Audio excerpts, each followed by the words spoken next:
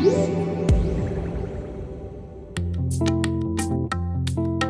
heard this one before. Our phones have gotten so good at taking pictures that for many of us, they're all the camera we need. But what do you buy if you want the portability of a phone and the flexibility and image quality of an interchangeable lens camera?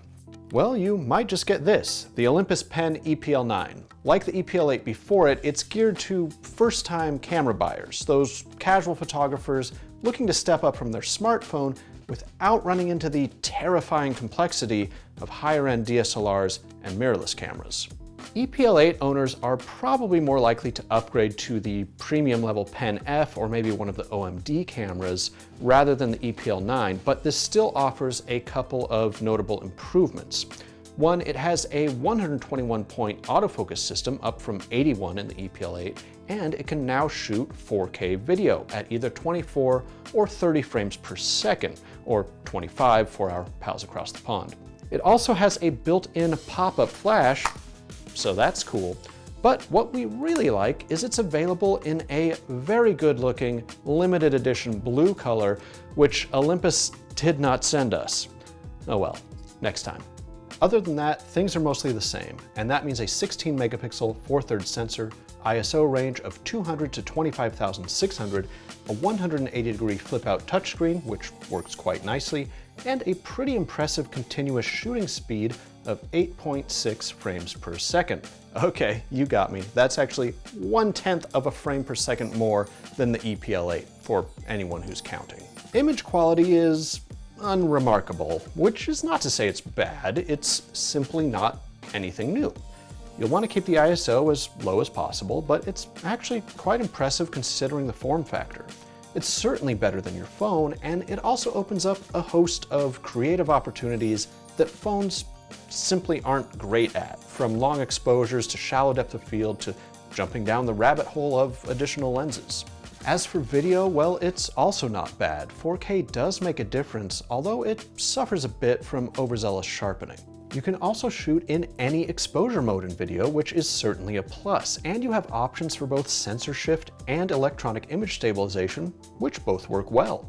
However, there are no microphone or headphone jacks, so while the flip-out screen and compact size make this seem like a good vlog camera, there are better options. One upgrade we had hoped for was 5-axis stabilization, but the E-PL9 makes do with the older 3-axis system. It still works pretty well. In fact, we were able to shoot handheld down to about a half a second in some conditions. But if you look at Olympus's OMD line, you'll see the EM10 Mark III, which has both 5-axis stabilization and an electronic viewfinder.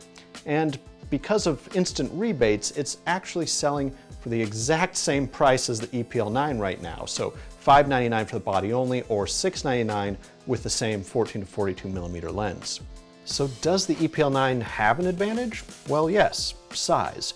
Aside from the fact that it is not weather sealed, this camera is designed to be taken anywhere and will easily stow into a small camera bag, purse, or cargo shorts pocket if you must. In addition to the kit lens, both Olympus and Panasonic make some nice compact pancake prime lenses that would complement the E-PL9's size, so you do have some other options for lenses that won't ruin the form factor.